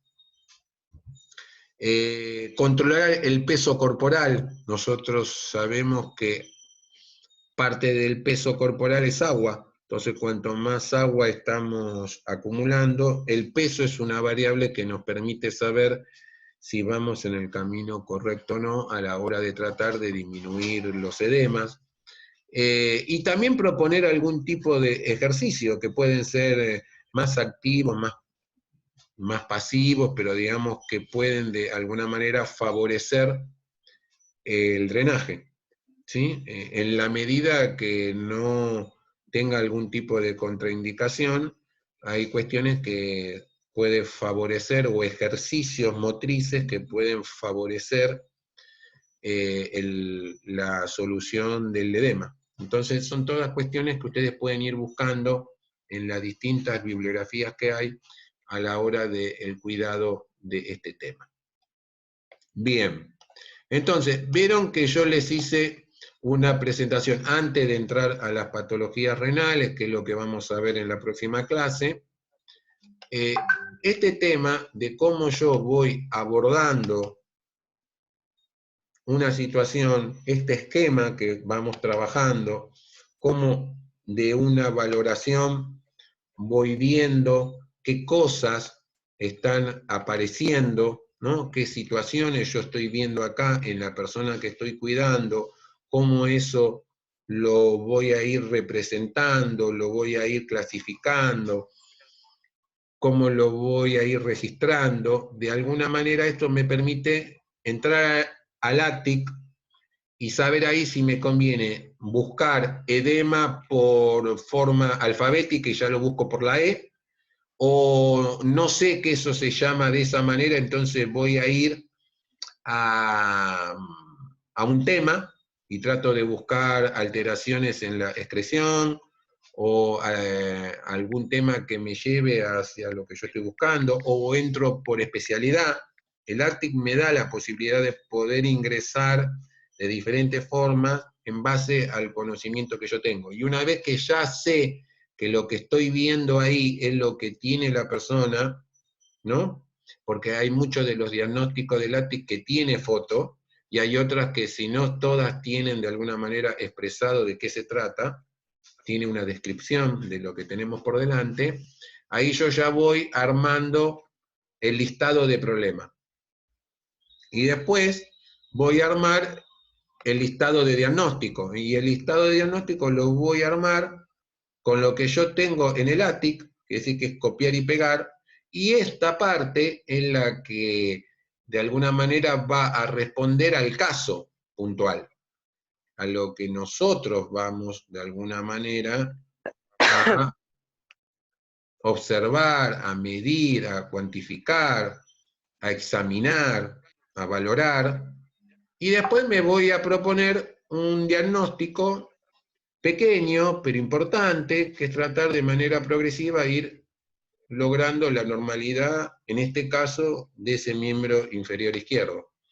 Y después voy a ir viendo, del listado que tengo de todos los cuidados, cuáles están más prescripto para esa persona. Hay cuidados que los podemos prescribir nosotros y hay cuidados que van a estar asociados a la prescripción médica. Por eso digo que si en el tratamiento el médico ya había indicado el diurético, bueno, yo ahí puedo poner tal diurético, o si no está indicado por el médico, puedo poner, se consultará al médico para la posibilidad de una administración de un diurético. ¿Entienden esto? Muchas veces ustedes en la práctica se van a encontrar con situaciones en donde les puede sorprender que por ahí todavía no se ha decidido la utilización de un determinado fármaco, de una determinada cuestión, y ustedes ya han leído que eso es lo que hay que hacer. Entonces, lo que se espera del profesional enfermero es que pueda alertar sobre ciertas situaciones que están faltando en el cuidado y sugerir, si es posible, la complementación de esto que ustedes están viendo. Bueno, ya son las 11. ¿Hay dudas hasta acá? Los escucho a ustedes. Voy a abrir un segundito los micrófonos de todos para ver, activar a todos. ¿Hay alguna duda? ¿Algo que no les quedó claro? Los escucho. Hablen de a uno.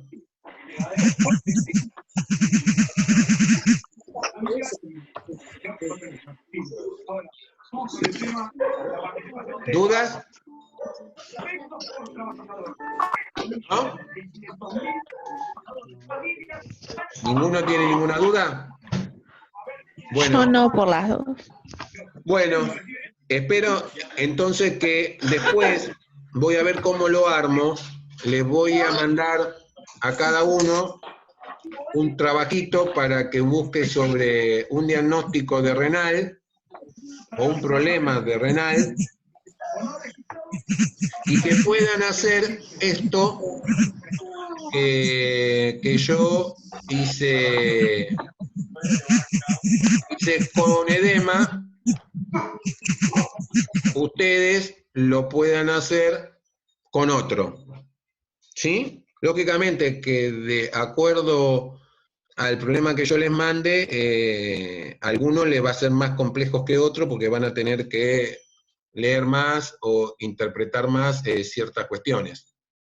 Pero me quedó algo, acá me pregunta Natalia, dice, me quedó algo poco lo diagnóstico, pero debe saber porque es un tema nuevo y cuando lo relea me va a quedar más claro. No, obviamente que el diagnóstico es la parte más compleja, pero el ACTIC es una gran ayuda que si vos partís de una buena valoración, ¿sí? Si vos tenés una buena valoración, vas a poder llegar a detectar el problema y de ese problema vas a poder buscar en el ACTIC el diagnóstico que se aproxime más, ¿sí? El ACTIC tiene 650, quiere decir que hay una casuística bastante diversa, interesante. Puede ser que falten, obviamente, pero se sumó todos los de la NANDA, todos los de otra taxonomía, es decir, que todo lo que hay está. Y si encontramos algo, lo podemos sugerir y hacemos un aporte también a la doctora Ayude para que lo sume.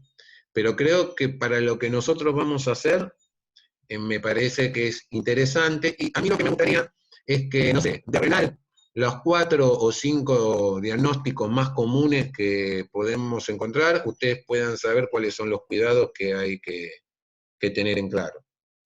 Y así con cardio, y así con respiratorio, y así con locomotor, y con endocrino, y con esto, y con... Lógicamente que muchas veces no lo podemos saber todo, y para eso justamente sabemos a qué fuentes podemos recurrir y qué fuentes podemos consultar.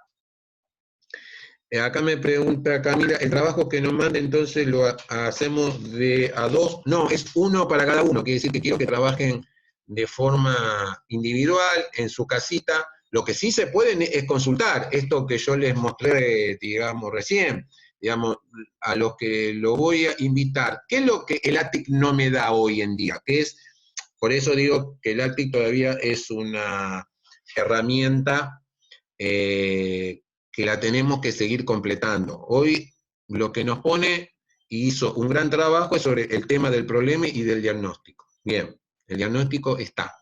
Ahora nosotros lo que tenemos que aprender es cómo valoramos, qué buscamos, qué encontramos, ¿sí? Cómo lo relacionamos con el diagnóstico y después cómo nos fijamos un objetivo y cuáles son y cuál es la mejor planificación que podemos hacer para lograr esa meta, ese objetivo. Entonces, lo que yo los invito, ya que estamos confinados en nuestras casas y a veces estamos un poco aburridos, es a que con los medios que tengan pueda empezar a buscar información sobre los problemas renales más comunes, ¿sí? Y para eso, ¿qué vamos a hacer? Vamos a ir al listado que tenemos en el ACTIC, vamos a ver todo lo que aparece en renal, o lo que esté relacionado con renal, y vamos a empezar a hacer esto que yo les propuse hoy. Empezar con la valoración, ver en la hoja de valoración nuestra qué es lo que tenemos, ¿sí? Cómo lo valoramos, y en función de ahí vamos sacando cómo se valora tal cosa, qué hay que tener en cuenta, y cuáles son los cuidados y las recomendaciones que hay. Porque muchos de los libros que ustedes tienen mucho de valoración, tiene mucho de diagnóstico, pero tiene poco de cuidado.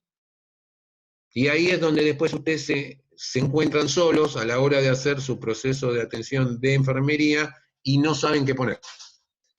Entonces siempre lo primero que ponen es, me lavo la mano y registro, me lavo la mano y registro. Está bien, yo ya sé eso que lo vas a hacer, nos queda claro a todos la importancia que tiene el lavado de manos y la importancia que tiene que es registrar todo lo que hacemos, porque de alguna manera tiene que ver con una cuestión legal y de dejar la evidencia de que se hizo. Así que eso a mí me queda claro que ustedes lo tienen claro. Pero nos vamos a encontrar en la próxima clase ya con las patologías. Entonces quiero que para la próxima clase ustedes lean las patologías que están en este Power. Acá podemos ver que ustedes tienen, primero, cuando el riñón tiene una insuficiencia renal aguda, que es algo que se instala rápidamente, y cuando hay un riñón que está enfermo de manera crónica. Quiere decir que hay patologías que son agudas, que si no son advertidas en tiempo y forma, pueden convertir al riñón en una situación de enfermedad renal crónica. Quiere decir que, de alguna manera, esa es la lectura que quiero que hagan, de poder discernir qué diferencia hay entre las insuficiencias renales agudas y las insuficiencias renales crónicas, en donde desgraciadamente las insuficiencias renales crónicas no son reversibles. En cambio, las insuficiencias renales agudas sí se pueden revertir si se trabaja rápidamente y se diagnostican rápidamente, en la mayoría de los casos. ¿Sí? Y después de que vean el punto 3, viene el punto 4 con las insuficiencias renales crónicas, ¿sí? Y en el caso del punto 3 y del punto 4 es importante tener en claro tres conceptos, que es cuando las enfermedades son prerrenales, intrarrenales y posrenales. ¿Está claro esto? Esos tres términos hablan de la primera parte que hoy estuvimos charlando. Todas las causas prerrenales es todo las situaciones que de manera indirecta afectan al riñón. ¿Sí? Si yo al riñón lo dejo sin líquido, sin presión, esas son todas causas prerrenales. ¿Sí? Las causas intrarrenales son las que se generan dentro de la estructura del riñón. Y las causas posrenales es todo lo que tiene que ver con la vía urinaria, todo lo que está por fuera del riñón, de los uréteres hasta la vejiga y la uretra. ¿Sí? Todo lo que conforma la vía urinaria baja, todo eso, todas las alteraciones, todas las patologías que tengan que ver con eso, son causas posrenales. Quiere decir que lo que les pediría que repasen para la próxima clase, que se hagan un esquema de qué causas son prerrenales, qué causas son intrarrenales, cuáles son las enfermedades intra y cuáles son las posrenales. ¿Sí? Después quiero que lean el punto 5, que es incontinencia urinaria, que es uno de los trastornos más comunes que tienen millones de personas, ¿no? Que no pueden hacer un control de sus esfínteres. Hay diferentes tipos de ellas. Las infecciones, que lean, nosotros vamos a hacer un repaso en la próxima de todos estos contenidos para trabajar casos. Vamos a abordar casos. Y esos casos, cómo deberíamos, de alguna manera, planificar los cuidados, cómo deberíamos hacer los problemas. Bueno, las cuestiones obstructivas, ¿eh? Como yo le digo, lo que es postrenal, ¿sí? Retención. Habla acá un poquito sobre el balance, lo que hoy le venía charlando, ¿sí? Como para que ustedes lo puedan ir practicando. Ustedes mismos se pueden hacer un ejercicio. Pueden bajarse una hoja de balance hidroelectrolítico, como para que vean las columnas, qué es lo que suman en un lado, qué es lo que restan en el otro. Y acá un poco lo que les mencionaba Norma.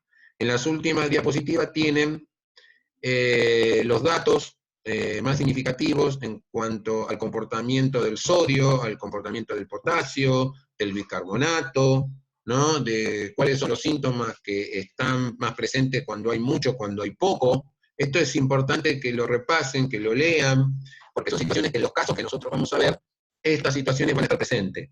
Entonces es importante que ustedes vayan leyendo esto para la próxima clase. Acá tienen el potasio, acá tienen el calcio, y si no me equivoco, el último es el bicarbonato. ¿Ah? Y el magnesio y las proteínas. ¿Sí? Bueno, creo que el material que tienen es un material de fácil lectura, que lo pueden profundizar con cualquier libro. Es importante que se vayan haciendo un glosario de aquellas palabras nuevas que van incorporando a su vocabulario, para que vayan recordando de qué se trata, qué significan, porque si no después les resulta muy tedioso tratar de leer un caso con todas palabras raras y que de esas palabras raras no entiendan ninguna. Entonces eso es muy triste, porque si tienen la suerte de poder leer las historias clínicas, muchas de las historias clínicas tienen una terminología, y si no manejan la terminología es como querer leer en un idioma que no conocemos. Entonces es complejo. Yo no pretendo que manejen miles de palabras, pero las más comunes, si estamos hablando de renal, las que figuran en la valoración, y son palabras que si ya no las tienen porque no las aprendieron en fundamento, bueno, lo van a tener que empezar a incorporar ahora de a poco. ¿Está claro? Esto me parece que es un trabajo que tienen que, digamos, hacer. Pone la 4 otra vez, por favor. Sí, cómo no. La 4, ¿te referís al punto 4?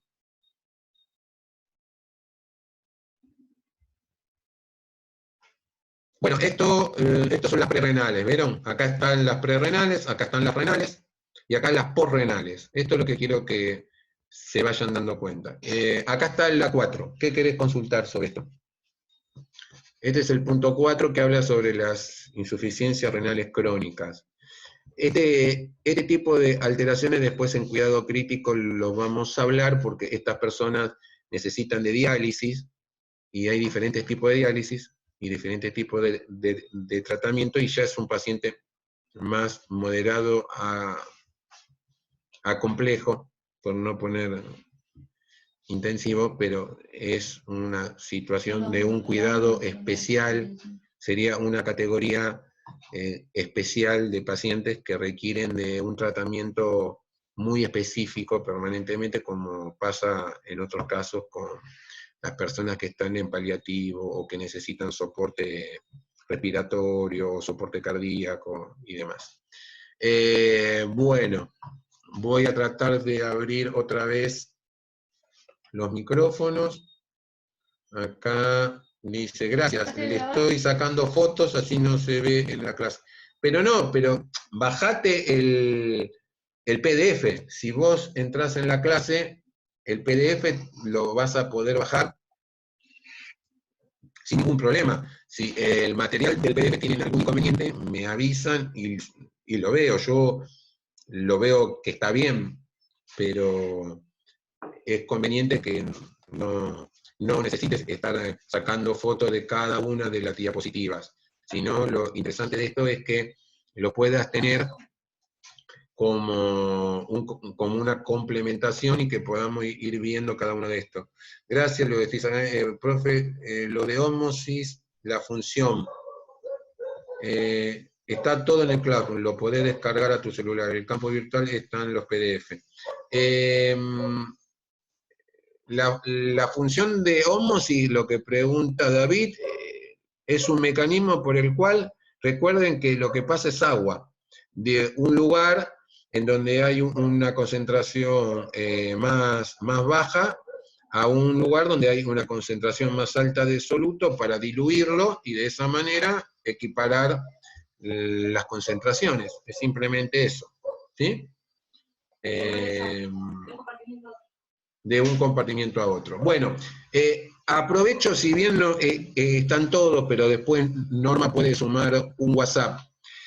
Vemos que se nos está haciendo complejo la cuestión de los horarios con las clases virtuales porque no tenemos muchos equipos en casa para poder dar 2 clases al mismo tiempo, porque Norma tiene que dar pediatría y cuidado crítico también, los días que nosotros tenemos tanto con la comisión A como con la comisión B. Como la clase puede ser escuchada tanto por una comisión como por la otra, porque los temas son los mismos y la manera que lo damos con ustedes lo damos igual que ellos, y las encuestas que ustedes hacen y los trabajos que ustedes hacen son iguales o parecidos, vamos a tratar de unificar las clases virtuales, tratando de utilizar días que le puedan servir a ambas comisiones y que nos encontremos todos en un mismo momento. Yo lo que necesitaría es ver si las 2 comisiones podríamos utilizar el día lunes, si no tienen otra materia o no tienen otra actividad, y dejar el día fijo que cada una tiene, como para descomprimir, para poder utilizar los demás días, ¿sí? La idea es poder trabajar, si no vamos a tener que seguir como estamos, pero dando pocas horas, porque después de que damos con ustedes tenemos que seguir con otro, entonces estamos utilizando la mitad del tiempo y eso nos complica mucho a la hora de poder darle continuidad para tratar de que esta cuarentena que nos complica bastante nos permita poder seguir a un ritmo como si estuviéramos a un ritmo de 4 horas o de 5 horas y no de 2. Por eso le Profesor, pido sí, te escucho. a mí en el Classroom me parece que yo estoy anotada en su materia en la comisión A y en el CIU aparece que estoy en la comisión B. Es fácil eso, te saco de ese claustrum que estás en la A, te paso a la B, por eso, digamos, eso no hay ningún problema, eso lo podemos cambiar. Por ahí yo, cuando te pregunté en qué comisión estabas, en el WhatsApp, ¿en cuál estás vos? En la B. Ah, entonces fue un error mío, que en el claustrum te cambié, entonces, pasame tu apellido. Correa, Anaí. Correa, Correa, Anaí. Anaí, listo, Anaí, eso es una pavada. No, fui yo por ahí que te pasé el código de el aula que no era, y me confundí yo. No, eso no hay ningún problema, quede tranquila. Son Supuestamente los mismos temas igual. tiene los mismos temas, ¿no? Pero yo prefiero que cada uno esté en su cloud, porque por ahí, cuando después comienzan las clases, tenemos parciales, tenemos horarios que son diferentes, y si te llega mal la información, nos va a quedar mal.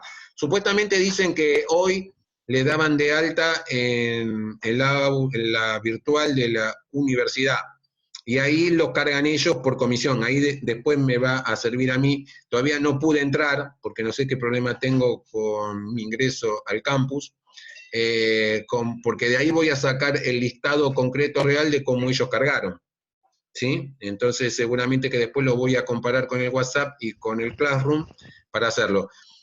¿Qué es lo que nosotros hacemos con Norma? El campus virtual va a estar subido el mismo material de la UNLA, ¿sí? Pero nos vamos a seguir manejando con el Classroom, ¿sí? Porque tengo problemas con el campus de la universidad. me llega tarde las notificaciones, hay veces que no puede entrar y se cuelga y se cae, hay una cierta limitación, porque es lógico, sobre todo a la universidad, en cuanto a la capacidad de poder subir material, entonces nos es más práctico el Classroom, pero igual va a haber material en ambas plataformas, ¿sí? En ese sentido, quédense tranquilos que vamos a darle continuidad. Pero si nos podemos manejar más por WhatsApp y nos podemos manejar más por Classroom, vamos a estar mejor comunicados. ¿Está claro esto? Entonces después les vamos a pasar el diagrama de las próximas clases, ¿sí? Para que ustedes vean los horarios, si tienen alguna dificultad, con alguna situación, vamos a dejar grabadas las clases para que las puedan ver en el canal de YouTube. Y bueno, todas las dudas y todas las cuestiones las vamos a ir solucionando, ya sea por cualquiera de las plataformas que tenemos o las diferentes formas de poder comunicarnos. Acá dice Natalia Ayelem, es un error del campus porque yo estoy con estos profesores anotados y está mal la comisión. Natalia, ¿podés explicarnos un poquito?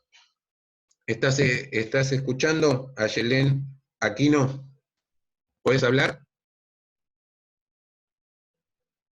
¿Hola? Hola, profe. A lo que voy es esto. Hola, profe, ¿me escucha? Sí. Sí. Un ejemplo, a mí me salta que yo, o sea, estoy anotada con usted, con su nombre y apellido, pero me salta en la comisión A cuando yo me anoté en la B, para cursar en adulto. Entonces calculo, porque no soy la única, calculo que es un error del sistema de ellos que cargaron todo apurado por el tema de esto, pero se tiene que reclamar personalmente o sea, manda un email para aclararlo. Perfecto. Ah, bueno, pero ahí ya, a ver, con diferencia a tu compañera Correa, el error fue mío, que yo le di a ella el código para ingresar a un aula virtual, que no era el que ella se anotó. Ahora, el tuyo es diferente. Vos por cuponer, o digamos, vos por SIU, por tus horarios, porque venís estudiando con la comisión B, elegiste comisión B y el que cargó te puso en la comisión A. Claro. Claro, y eso te cambia la cursada con los compañeros que vos venías cursando. Yo creo que esas cuestiones, si la podés solucionar por correo y que te puedan dar con el problema que hay hoy en día una solución antes de comenzar las clases, genial. En lo que tiene que ver con nosotros no cambia mucho, lo que sí después cuando comiencen las clases y estemos en las presenciales, como son diferentes días y diferentes horarios, después vos vas a hacer el trámite administrativo que tengas que hacer y no creo que haya problema, digamos. En una comisión tenemos 50 y en otra comisión tenemos 75, los que nosotros pudimos rastrear. Ahora, los números reales de estudiantes inscriptos yo no los tengo todavía. No sé no me lo pudieron pasar a hoy. Por eso quiero ver si puedo entrar al campus y puedo verlo ahí. Ahí me voy a dar cuenta. Acá me pasa alguien, gracias, sí, yo tengo esa cuenta de administración de campus, pero deben estar con 850.000 reclamos. ya mandé varias. Y entiendo que también ellos deben estar con una situación de logística compleja. Imagínense en poner a todas las carreras en situación virtual en una semana, en una situación que éramos pocos los docentes que teníamos aulas virtuales y eran pocas las carreras que estaban usando el campus. Entonces, querés poner a los 20.000 estudiantes, debe ser complejo. No quisiera estar trabajando en esa área porque deben estar todos súper estresados como el comité de crisis del COVID-19, digamos. No debe ser sencillo hoy estar en el campo virtual manejando todos los reclamos que va a haber. Por eso me pareció piola que lo que nosotros podamos con otras alternativas ponernos a trabajar antes, nos facilita el poder de alguna manera darle esa solución. Pregunta Paula, ¿esto pasa siempre al principio? Claro, al principio del cuatrimestre siempre al campus le costaba 2, 3 semanas subir a las personas que estaban anotadas a las comisiones. Si eso lo multiplicás por todo, por el total de todos los estudiantes, y de debe ser una locura, porque no hay que sumar más gente. No sé, por ahí la sumaron, no conozco, no estoy yendo a la universidad, estoy encerrado con ustedes, y no sé si hay alguien trabajando en el campus, o lo hará desde su casa, y le pasarán la información desde su casa, no sé ni cómo se deben estar manejando. A lo que yo voy es que, tranquilo, si la información le llega por el medio que llega, bienvenido. Si están anotados donde está, las correcciones que nosotros vamos a hacer, las vamos a hacer. En el caso que dependa del campo virtual, la hará el campo virtual, la que dependan de nosotros, las hacemos nosotros. Y vamos a tratar de ir llevando el programa de la mejor manera posible y trabajando en el escenario que nos toca trabajar. ¿Sí? Acá Hortensia pone alteraciones de la salud mental de los trabajadores del campo. Sí. Imagínense la cuestión de ansiedad de todo, de los docentes que se deben estar agarrando los pelos porque nunca subieron nada y le deben estar haciendo 80.000 preguntas. Igual han hecho cursos de capacitación la semana pasada sobre este tema. Bueno, eso sí, estamos en crisis. Vieron que a nosotros nos cuesta, ya venimos años trabajando con esto y nos cuesta, agregamos el Zoom para ustedes, y nos cuestan, tenemos algunas cuestiones. Porque ayer no grabamos la clase, por ejemplo. A mí dar clases así no me gusta. A mí me gusta más el contacto directo y verte la cara y ver que lo que yo estoy diciendo vos lo vas entendiendo, y yo por tu cara, cuando pones cara de culo, ya me doy cuenta que lo que te estoy diciendo no lo entendés. Entonces tengo que volver a reexplicártelo, y por ahí tenemos un ir y vuelta, que por el Zoom puede ser muy bueno, pero para mí es como que estoy hablando solo. ¿Entiendes? Si alguno de ustedes no se anima a decir una palabra, es como que escucho mi eco. Entonces está bien, por el momento pongo y leo el chat. Pero lógicamente superar y valorar los esfuerzos de todos. Yo sé que también para ustedes es complejo. Acá dicen, algunos, dice, imagínense que nosotros que tenemos cierta edad, sí, yo también, y digamos todo, es como que nos cuesta, es algo nuevo, que seguramente será la educación del futuro, que es una de las herramientas que viene genial poder tenerla, pero lógicamente que bueno, nos va a llevar un tiempo en esto. Entonces por eso lo que les pido es que no perdamos comunicación, que nos mantengamos en contacto, que podamos rearmar la agenda. Por eso les pido flexibilidad a ustedes para tener la posibilidad de poder armar una agenda de Zoom en donde puedan estar las dos comisiones, porque repetir 2 veces lo mismo también a mí me sirve porque lo practico más y siempre le encuentro una vuelta más a cada cosa, pero tenemos una agenda con muchas clases virtuales y tenemos poco equipo como para poder hacerlo. Por curiosidad, ¿sabe por qué para los que se anotaron por cupón a las materias no aparecen en el campo virtual? Y obviamente no lo sé, pero bueno, debe haber una fuga de situaciones en donde ese papel pudo haber quedado en la escuela y la escuela está cerrada y por ahí no lo tiene él en su casa. Entonces, la verdad que no lo sé.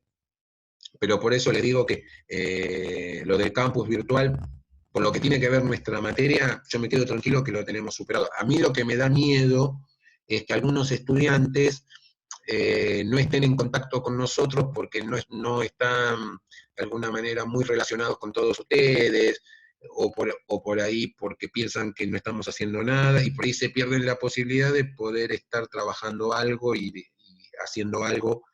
Por ahí los invito a que si ustedes pueden ponerse en contacto con todo lo demás, que sepan que la situación se está tratando de llevar adelante por medio de esta forma. Porque seguramente a través del CIU ya está todo digitalizado. Sí, en cambio, el cupón lleva otro trabajo manual, claro. Y esa cuponera, claro, pudo haber quedado en otro lugar. Profe, la idea es combinar la comisión A con la B. Las clases de Zoom, no los WhatsApp, no el Classroom, no el campo virtual. Sí, hacer una videoconferencia de las 2 clases juntas, porque van a estar viendo al mismo tiempo los mismos temas. ¿Entienden esto? Entonces, si nosotros podemos compatibilizar su agenda, que esto no se pise con otro Zoom que tengan de otra materia, yo no sé, para ustedes, hoy en día, para que yo tenga en claro, ¿con qué materias están, digamos, trabajando con Zoom? ¿Alguien me puede contestar? ¿Con qué otras materias en la semana tienen Zoom? Con ninguna más. ¿Con ninguna? Solo con usted solamente por ahora. Bueno, entonces, puede ser que eso después cambie, que aparezca alguna oferta. Entonces, si ustedes no están con otros en contacto por ahora, lo que podemos hacer es, con más razón, poder sumarlos a la comisión A. Entonces hacemos una videoconferencia, la hacemos bien, hacemos como si fuera toda la mañana, podemos hacer un recreo, una pausa, cortamos, volvemos, ¿no? Como para que ustedes también puedan mantener la atención, más allá que al estar en tu casa te podés ir, volver, venir, y yo sigo hablando como un boludo, no hay ningún problema, digamos, en ese sentido, digamos, pero podemos cortar como si hiciéramos el recreo, la simulación del recreo, y de esa manera tenemos más tiempo para poder ir avanzando más rápido con otros trabajos, si quieren. Por eso esto es cuestión de que nos pongamos de acuerdo, ¿sí? Así que bueno, entonces vamos a preparar con Norma una tentativa. Acá puso Juan, fármaco, epidemiología y salud mental son las materias que ustedes deberían estar de ambos cursando. Yo me imagino que ellos le van a subir material al aula virtual y bueno, y seguramente que el material por aula virtual les llegarán los trabajos y las cuestiones, y con algunos tendrán Zoom y con otros no sé, la verdad, porque la verdad que nosotros tampoco hemos hecho una videoconferencia de docentes para ponernos de acuerdo en algo. Así que estamos todos igual. Por eso le decía, como le decía José, muchos no trabajaron nunca con la aula virtual, lo están haciendo ahora, entonces están ahora cargando a todo lo que dar, armando, subiendo, hay que digitalizar, hay que tipear, claro. Porque es mucho del trabajo en sí. Nosotros porque por ahí te manejaste siempre con fotocopias. Con fotocopias. Pero la fotocopia no la podés subir al aula virtual, la tenés que escanear, la tenés que digitalizar, lo tenés que armar. Y las fotocopiadoras están todas cerradas. Y las fotocopiadoras. Entonces, desde tu casa con lo que tenés, te tenés que manejar. Y si no, tenés que estar armando un material nuevo. Tenés que ser muy diestro con un teléfono de alta gama para poder sacar fotos y ir digitalizando de a poco y hacer un backup de foto. Por eso, es complejo. A lo que voy es que, bueno, gracias por hoy, estar en contacto. Espero que la clase de hoy le haya servido. Las dudas que tengamos las podemos seguir resolviendo por Classroom o por WhatsApp. Yo me voy a poner a armar ahora el cuestionario para ustedes y para la otra comisión de la primera parte de esta unidad que vimos, para que fijen aquellas cuestiones que me parece importante, que seguramente se las voy a preguntar en el parcial real y concreto. Así que están trabajando para eso. ¿Ahí está diciendo si el viernes va a ser la próxima? O... No, ahora con lo que ustedes nos dicen, vamos a hablar con el otro grupo, mejor dicho, a consultarlos por WhatsApp, pero si yo ya veo que ustedes no tienen problema, el otro grupo debe estar más o menos en la misma situación, es posible que por ahí en el horario de ellos podamos juntarnos, entonces de esa manera, o en el de ustedes, ahora lo resolvemos nosotros en base a crítico y a pediatría, que son las otras aulas virtuales que tenemos abiertas también y que nos demandan también lo mismo, y fijamos un cronograma de 2 veces por semana para poder comenzar, porque parece que la cuarentena puede ser que se extienda. Están hablando de mediados de abril, que es decir, sumar 2 semanitas más. Tenga piedad. No lo veo muy realista que nos veamos la semana que viene en persona. Entonces, bueno, cuanto más podamos aprovechar esta cuarentena, nos va a venir muy bien. ¿Está? Bueno, los dejo con sus actividades de la casa, y es un gusto compartir esto, y nos estaremos viendo pronto, ¿sí? Así que... saludos. Una cosita. Para todos. Ahora, Norma, lo último. Me despido de ustedes por hoy. Bueno, de mi parte, muchas gracias por la convocatoria rápida que hicieron y se reorganizaron como para poder comenzar la semana pasada, y la muy buena onda que tienen en el grupo de WhatsApp. Muchísimas gracias. Nos estamos viendo pronto. Chao, chao. Y uno de los grupos que se llama mejor. Va, los dos grupos se llevan bien. Ahora que es el que se lleva la patada se...